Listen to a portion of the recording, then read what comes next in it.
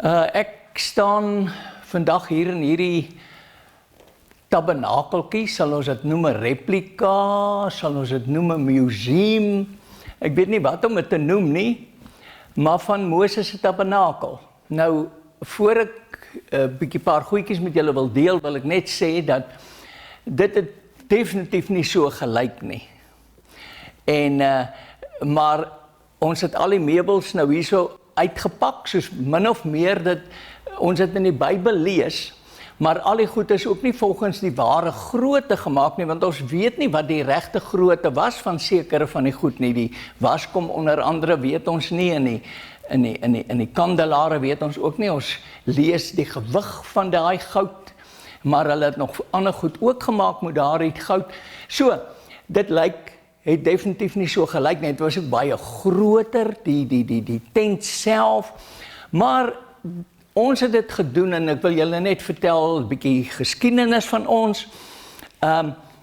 Die 14de September 1968 het die Here my weg langs gekom en prys die Here, ek het die Here aangeneem. Ek het hom bely as die seun van God, dat hy gesterf het en dat die Vader hom opgewek het uit die dode uit.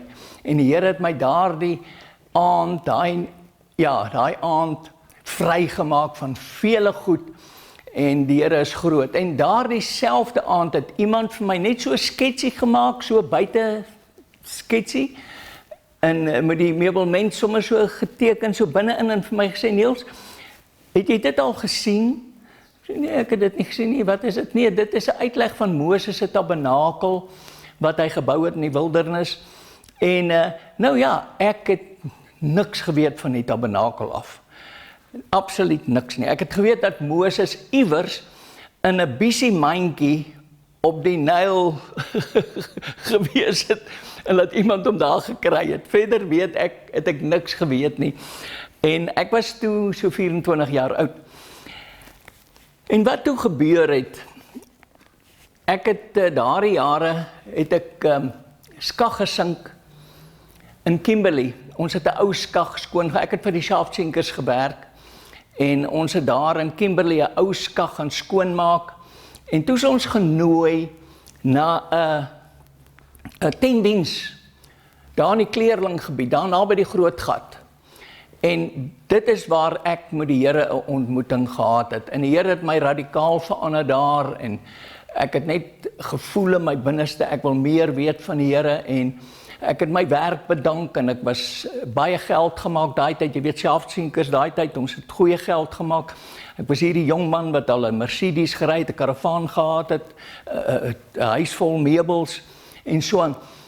Maar ek het, na die Here met my gepraat het ons alles gelos, die werk gelos, en ons is Kaap toe om te gaan Bybelstudie doen. En nou ja, om 'n lang storie kort te maak, 6 jaar daarna het ons teruggekom Transvaal toe, gewerk vir 'n maatskappy, naderhand my eie besigheid gedoen, baie goed gegaan. En ek het my besigheid toe verkoop. Nou, dit is ook al 'n klompie jare terug. En my vrou is oorlede, en daarna het Renza, ek en Renza weer kontak gemaak. Sy was in dieselfde Bybelskool as ek. Ons was saam, en die Here het dit net so gewerk, dat ek genooi is na troue toe in die Kaap, haar gekontak, gesê, hoorie, ek is na hierdie troue toe, wil jy saam met my na die troue toe gaan? Sy het ingestem, en ek is Kaap toe, na die troue toe, en daar het die Here ons by mekaar gebring, weer na baie jare, na 26 jaar, en ons is toe getroud, en ek het haar van die Kaap afgebring, en ons het gedink, wat gaan ons nou doen? En die Here het dit op ons hart gelê, sommer so vlugtig, dat ons kom uit dieselfde Bybelskool uit, dieselfde goed geleer, en dit lê op my hart, die tabernakel. En ek het toe 'n tabernakel gebou, ons het kampgronde toe beginne, en ons het 'n bediening daar gehad, 'n geestelike kampgronde, en ek het 'n tenttabernakel gebou, waar hierdie selfde meubelment in was, maar na klomp jare het ons verkoop, want ons kon nie meer dit hanteer nie, dit was te veel werk, want ek en sy moes die kos maak en alles wat daar gebeur het. En toe het ons hier kom bly, in die dorp, Pretoria Noord, hier teen die berg, en my kinders het natuurlik gesê, ons moet by hulle kom bly as ons die plek verkoop, en so het ons dit gedoen, en toe bou hulle vir my hierdie gebouetjie aan. En dit is absoluut wonderlik, is baie kleiner as wat ons gehad het, maar dis oukei, dis goed. Ons kan so 30 mense hier inpas, en ons gaan aan met ons bediening deur om die tabernakel te bedien en elke meubelstuk te vertel waaroor gaan dit, ensovoorts, ensovoorts. En ek wil dit net aan julle wat dit nou nog nie gesien het, nie bekendstel. Ons nooi mense om, as hulle wil, om 'n gemeente te bring, of 'n klompie mense bymekaar te maak. En dan hiernatoe, ons vra nie geld nie, ons doen dit verniet. En dan hier buitekant is dit nogal baie lekker, hier's baie bome en so, en dan bring die mense hulle eie piknikmandjies saam, ons gee nie meer kos soos in die verlede nie. Hulle bring hulle eie piknikmandjies saam, en ons gee koffie, tee en so, en ons sit in hierso, en ek het 'n tent wat ek dan hier opslaan, waaronder die mense kan sit, as dit te warm is. En dis wat ons nou doen, en ons geniet dit terdee. En dan verduidelik ons die tabernakel, maar tabernakel is nie die enigste onderwerp waaroor ons praat nie. Ons het vele ander goed wat die Here in hierdie jare, want dit is nou al in die 50 jaar vandat ons uit die Bybelskool uit is, het die Here vir ons in hierdie tyd baie openbaringe gegee in die woord van God. En goed wat ons nooit geweet het nie. Maar alles begin by die tabernakel. Want die tabernakel, volgens Hebreërs 8 vers 5 sê dit wat Moses hulle gedoen het, dis Moses en die priesters daai tyd, is 'n afbeeldsel en 'n skadu van die hemelse dinge. Nou gaan ek 'n paar skriffies vir julle gee wat ons genoop het om dit nog verder te studeer en te gaan kyk, 'n bietjie navorsing in die Bybel te doen oor waaroor gaan al die goeders. En ons het in detail die tabernakel nou al oor hierdie jare geondersoek en gestudie. Maar soos ek sê, dis nie net oor die tabernakel nie, dis vele ander goed. Die woord van die Here sê, kyk, die tabernakel gaan oor die Ou Testament. Nou baie keer vra ek vir die mensies wat hier is, hoor jy, wie het al die tabernakel gestudie? En dan is daar miskien 1 of 2 in die groep wat ietsie weet van die tabernakel. Of ja, ek het al gehoor, ons het totaal so 'n bietjie gestudie. Maar ek wil net vir jou sê hoe belangrik is die tabernakel. In Openbaring in die Nuwe Testament, Openbaring 21 van vers 3, ja, sê dit dat die tabernakel van God is by die mense en hy sal by hulle wees. En dan praat hy hier van Jesus Christus, wat by die mense sal wees. Nou ja, in die vorm van wat dan vandag? In die vorm van die Heilige Gees. Want jy weet, die drie eenheid, Vader, Seun en Heilige Gees is basies een, maar ook 3. So, maar Jesus Christus is ons tabernakel. Nou as ons wil die Here Jesus regtig ken, ons wil detail van hom weet. Want as jy verlief is op 'n vrou, of as jy vrou is en jy is verlief op 'n man, wil jy graag weet wat daai persoon van hou. Hoekom kam daai persoon sy hare so? Hoekom trek hy so aan? 'n Mens wil mos weet. Jy's lief vir daai persoon en jy wil graag weet wat is daai persoon se begeertes ook. En net so met die Here. As ons detail van die Here wil weet, en ons wil weet waarvan hy hou, en sy gesindheid, sy geaardheid, sy karakter, sy autoriteit, en jy wil meer daarvan weet, dan is dit nodig dat ons die tabernakel studie, want daai goed is in die tabernakel geopenbaar, of deur die tabernakel geopenbaar. So, en daai rede het ons die tabernakel gebou, maar dit is nie alleen die rede nie. Die ander rede is dat ons is siel, gees en liggaam. Julle weet, ons lees in die woord van die Here, jy met jou siel, gees en liggaam onberispelik bewaar. So, jy's 'n liggaam, jy's 'n siel en jy's 'n gees. Nou, En ons liggaam het 5 sintuie. Nou net vir interessantheid, jou siel en jou gees het ook 5 sintuie. Maar die een van jou sintuie is jou sig, jou oë. En ons het geleer dat jou sig is 84% van jou sintuie. So met ander woorde, dit wat jy sien, onthou jy baie beter as wat jy net hoor, of net aan voel, of ruik, of proe. So, jou sig is baie belangrik, jy onthou dit baie lank. En toe het ons besluit, okay, kom ons bou die goed, kom ons maak dit, al lyk dit nie net so nie, maar iemand sal hier instap en kyk, dan sien hulle die offeraltaar, die waskom, hulle sien die tafel met die toonbrode, die reukwerkaltaar, die kandelare, en hulle sien ook die ark van die verbond met die gerubs daarop. So, mense loop hier uit, hulle vergeet dit nie so maklik nie, maar as ek nou net in 'n saal sal praat, of in 'n kerk, en net vir die mense sê, hoorie, daar was 'n offeraltaar, en daar was en dit verduidelik, gaan hulle dit nooit so goed onthou nie, maar hier beduie ons vir die mense, elke ding, ek stap rond, ek wys vir hulle, en ons dra daardie kandelaar uit, en ons gee studie daaroor, van elke ding, van die vlammetjie, die pit, die olie wat daarin was, en al die ander goed, is die speserye wat gebrand was, op daardie reukwerkaltaar, wat vir God 'n soet reuk in sy neus was, is storax, galbanum, frankincense, annike, en grove sout, wat gemeng was, wat daarop gebrand was. Wat beteken dit? Want alles wat gebruik is, God sê vir Moses 4 keer, Moses, sien dat jy dit net so maak, soos ek jou op die berg gewys het.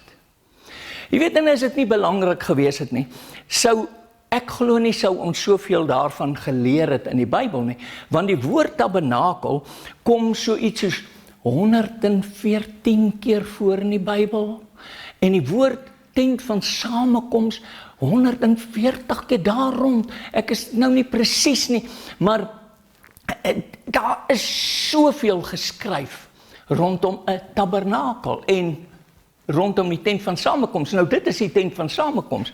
Hierdie is die hele tabernakel, maar hy noem partykeer daardie deel ook as 'n tabernakel. Maar in elk geval, so ek is baie oortuig daarvan dat God het dit in die woord gesit. In die Ou Testament, nou baie mense het al vir ons gesê, ja, maar julle is nou Ou Testamenties, julle is nou, kan nou nie eens die naam onthou nie. Maar kom ek gaan vir julle skrif quoteer, en dit is omtrent die eerste skrif, wat toe ek begin het met die Bybelskool, wat ek gememoriseer het. En dit is uit die brief uit, wat Paulus vir Timotheus geskryf het. En toe hy daai brief geskryf het, was dit so min of meer 35, 36 jaar, soos wat ons het nou nagevors het, nadat Jesus Christus alreeds opgevaar het. Skryf Paulus vir Timotheus. Hy sê, en dit vind jy in 2 Timotheus 3 vers 16 en 17, hy sê die hele skrif is deur God ingegee. Nou kom ons kyk eers na die hele skrif. Die hele skrif, was dit die Nuwe Testament? Toe was daar nog nie Matteus, Markus, Lukas, Johannes, Romeine ensovoorts nie. Daar was nog net die boekrolle. En dit is wat hy van gepraat het, toe hy sê, Timotheus, die hele skrif is deur God ingegee. Hoor wat sê hy, en is nuttig vir lering, teregwysing, onderwysing en weerlegging in die geregtigheid. Sodat die mens van God, dis jy en ek, die mens van God volkome toegerus kan wees vir elke goeie werk. So, die hele Ou Testament, Timotheus, is ingestel deur God en is nuttig vir lering, teregwysing, onderwysing en weerlegging. Weet jy wat?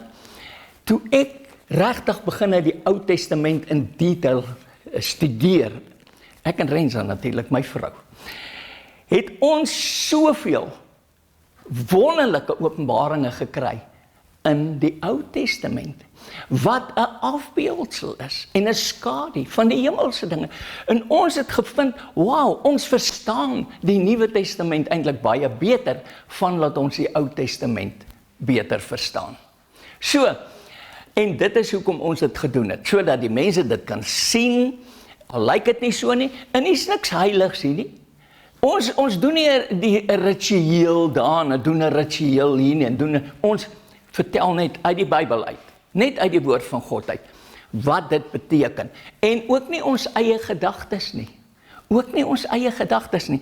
Elke dingetjie wat ons hier oor praat, gaan haal ons die woord van die Here, die Logos woord, en dan bid ons dat die Gees dit moet die Rema woord maak, en dit openbaar vir ons, dit moet lewend word, en so het hierdie goed vir ons, so oor hierdie jare, so lewend geword, dat ons kan nie net, ons het nie geweet, as ons nou weggaan, as ons die kampgronde verkoop, en ons het nie meer ons saal daar, en ons eetsalon, alles wat ons daar gehad het, 'n replika van die tuingraf, van die tabernakel, en vele ander goed, wat gaan ons nou doen? Maar ons is moeg, ons wil ook begin rus, maar ons het net gevoel, wow, hierdie deel kan ons nie los nie, ons en die kinders was so goed vir ons, sê, papa, ons bou vir julle hierdie plek, is dit groot genoeg? Sê, ja, en hy's nou al 'n paar maande terug, wat ons klaargemaak het, en ons ingetrek,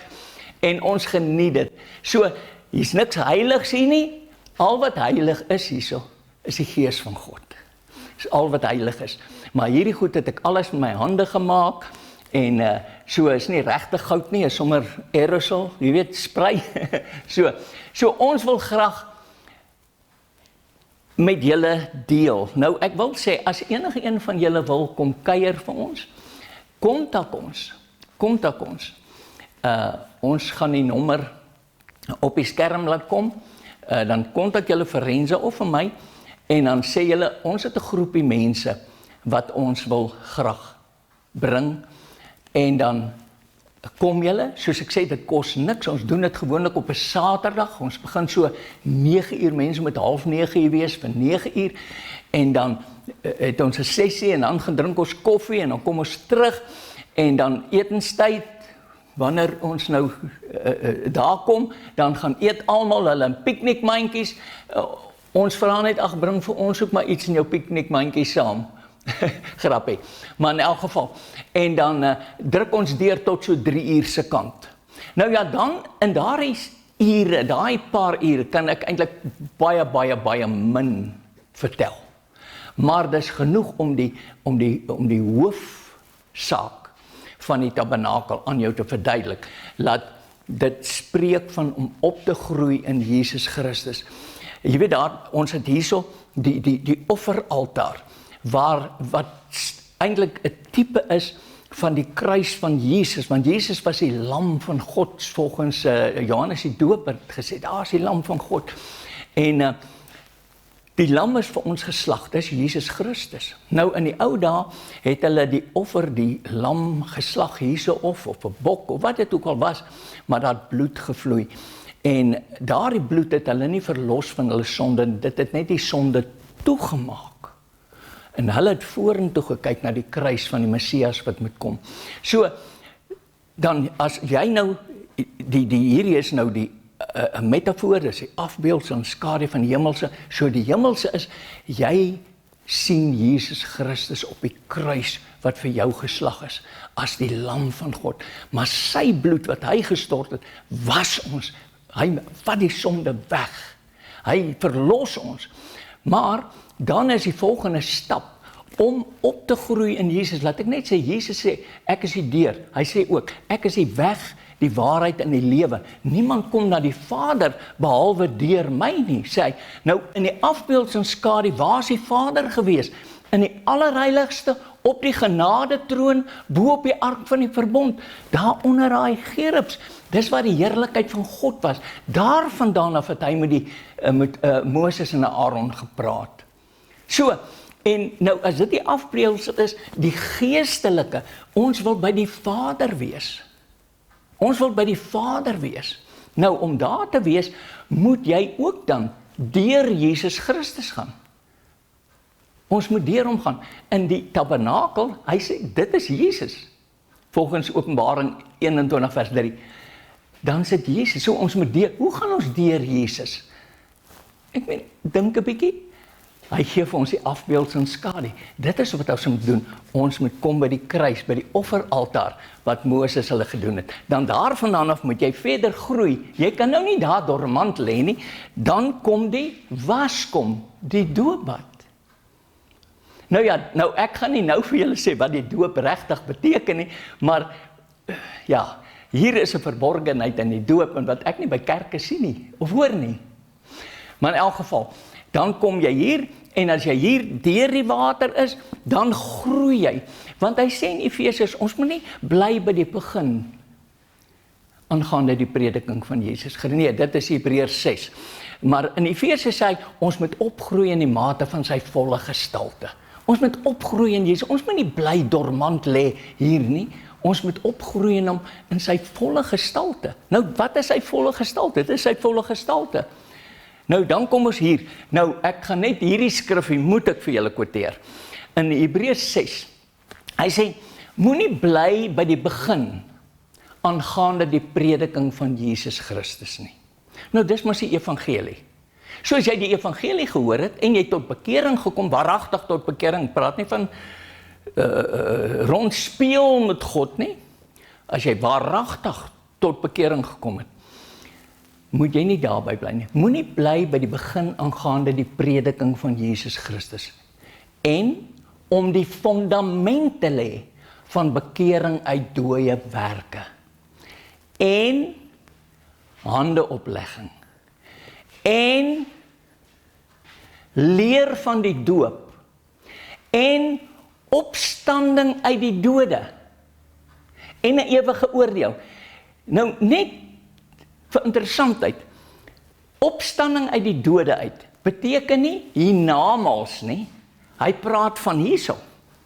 Hier vind 'n opstanding uit die dode uit hier plaas. En dit is wat ek graag met julle wil deel. So ons moenie bly by die begin van, en dit is, ek dink, baie geredde mense raak vervelig in die kerk of omdat dit bly by een ding. Maar die Here sê, ons moet nie bly by die bekering nie. Ons moet opgroei, ons moet groot word. Paulus sê, ek was 'n kind, en toe het ek die dinge van 'n kind gedoen. Maar nou is ek 'n groot mens.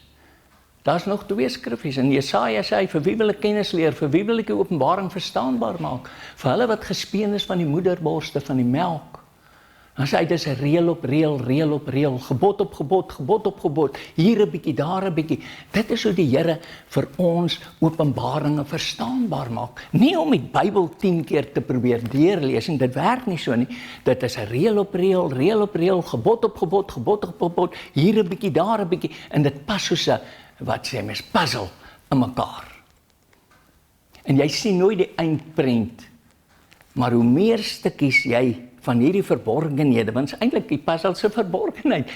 Hierdie stukkie, maar hy is verborgen, jy weet nie regtig waar hy pas, totdat jy sê, hoor, maar die ding pas, net soos die koninkryk van die hemel is om daai stukkies bymekaar te sit, en hoe meer jy bou, hoe meer kan jy sien, en dit maak ek en my liefies, dit maak ons opgewonde, en ons is nuuskierig om meer van hierdie stukkies van die Here bymekaar te sit, hier 'n bietjie, daar 'n bietjie, reël op reël, reël op reël. Dit is so stunning, maar ons moet opgroei in die Here. Nou wil ek sê, die Ou Testament is vir ons baie belangrik, baie belangrik, maar die evangelie, die 4 evangelies is absoluut van kardinale belang. Maar wat van die res van die Nuwe Testament? Die sendbriewe, mensies, die sendbriewe leer jou hoe om te groei, hoe om te veg, hoe om jy weet, as hy sê, hierdie oomblik van verdrukking werk vir jou 'n ewige gewig van heerlikheid, hoe om dit in te pas in jou lewe in. Daar's soveel goed wat ons oor kan praat, maar ek dink ek gaan hier en ek los dit by julle. As julle belangstel, kontak ons en ons reël vir so by mekaar kom. Soos ek sê, ons doen dit vir nie, die Here het ons gebless, ons hoef nie geld te vra nie, die Here het ons klaar gebless. So, en ons kom by mekaar en ons kuier oor hierdie woord van die Here, waar daar soveel waarheid in is. Maar ek wil net een ding ook sê. Ons vind in die laaste jare nou nie net in die laaste jare eens, maar al die tyd so, dat daar soveel dinge in die woord ingelees word. Daar word gedagtes, ouens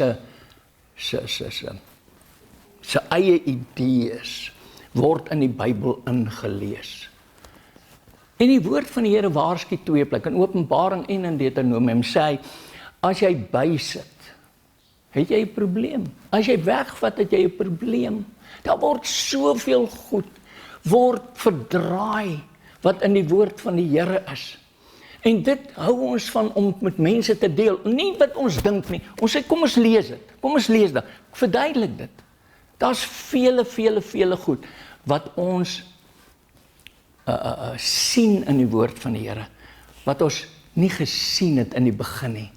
Want ons groei, en hoe verder jy groei, hoe meer wysheid, kennis en insig kry jy deur die Heilige Gees.